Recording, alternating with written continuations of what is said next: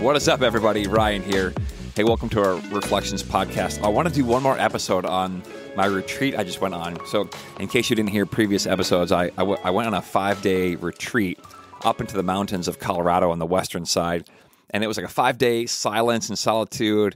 There was other people there too, but it was called like doing soul work and encountering the divine in wild and untamed places, which is actually what I'm doing some of my doctoral work on as well. But sort of being in nature and discovering God in these wild places, which is sometimes easier, maybe not for others, but then, in these structured buildings and developed parts of the world, it can be easier to kind of like let go of all those things, get off the grid and find God when you're in wild places. And anyway, one night, this is one of the coolest things that we did. One of the nights, we would kind of wrap up every night around 9 o'clock and then go back to your camp. And by then it's getting pretty dark.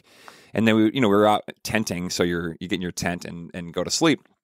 And then you get up in the morning. But one night we gathered, and we were gathering when it was getting dark, around 9 o'clock. And they said, here's what we're going to do. We're going to go and go for a wander, find a place in the woods, and let the darkness just settle in. We're going to stay awake and as the sun sets, and then let it get dark all around you. And it was called like a night watch or something like that. And so stay awake as the night begins to creep in and experience the night kind of falling and encountering the darkness. And I was like, oh, this is going to be wild. And so they said, you can stay out there as long as you want to on this night watch and, search for God or pray or be in the quiet. But just notice what your relationship is with the darkness. And one of the things they said before we went out there is they quoted Thomas Merton, who's this really brilliant monk. And Thomas Merton would often be in these night prayers, like he was like a night vigil, night watcher, where he would pray throughout the night. And Thomas Merton loved the darkness.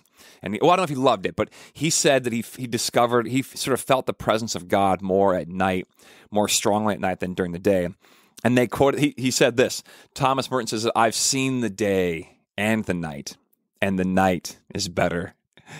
Thomas Merton, I love it. I've seen the day and the night is better. He also says, hey, in the nighttime, he's talking about God, you've confronted me, scattering thought and reason. You have descended upon me with great gentleness, with most forbearing silence in this inexplicable night, dispersing light, defeating all desire.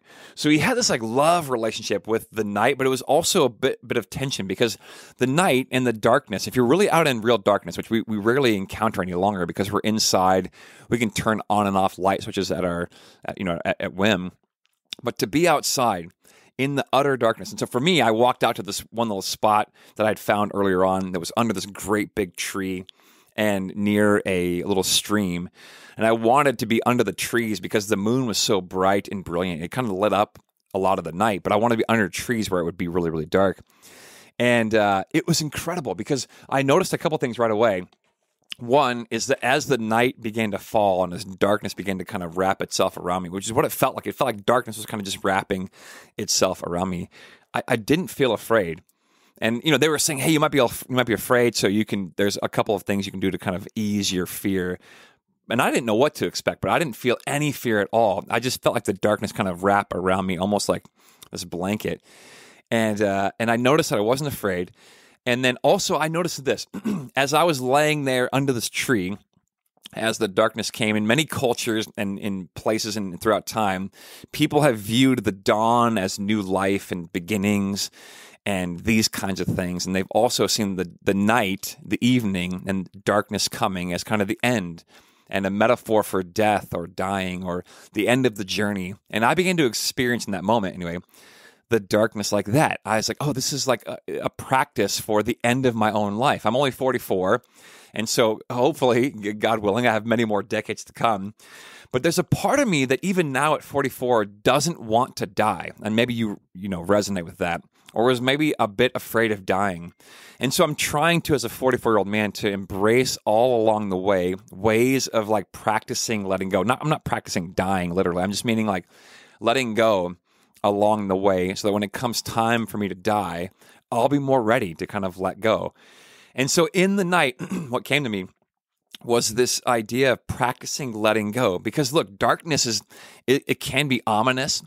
You can feel out of control. You can't see anything really. It's just like you really lose grip on reality a bit. The darkness is a great place for the imagination to kind of run wild, which could be cool, or it could be bad. You start imagining things in the darkness, And by the way, this is a good time to mention that most of us are not afraid of being alone in the dark. We're afraid of not being alone in the dark. You know what I'm saying? But anyway, so there's this moment where you let go.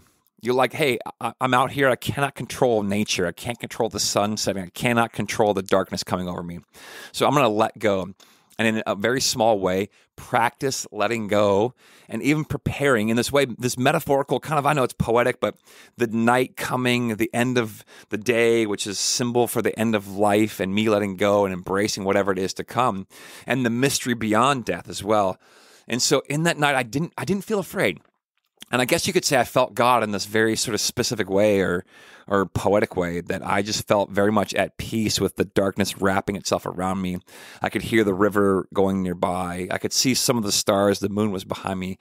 And I began to practice letting go. And so I guess I would ask you today, what is your relationship with the darkness? Are there ways in which you can do your own kind of night watch, or get up in the middle of the night and go out into the wild, or just in your backyard even? Maybe it isn't so wild, and what do you experience? What do you notice?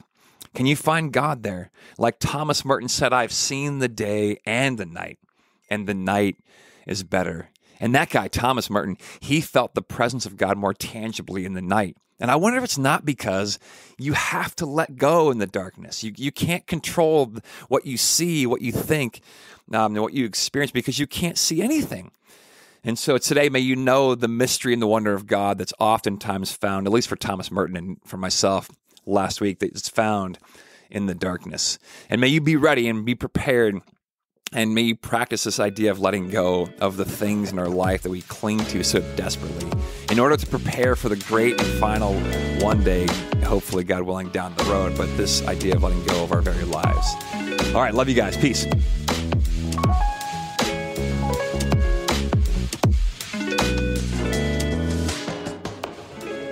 Hey, if you enjoy this show, I'd love to have you share it with some friends. And don't forget, you are always welcome to join us in person at Central in Elk River at 8:30, which is our liturgical gathering, or at 10 o'clock, our modern gathering. Or you can check us out online at clcelkriver.org. Peace.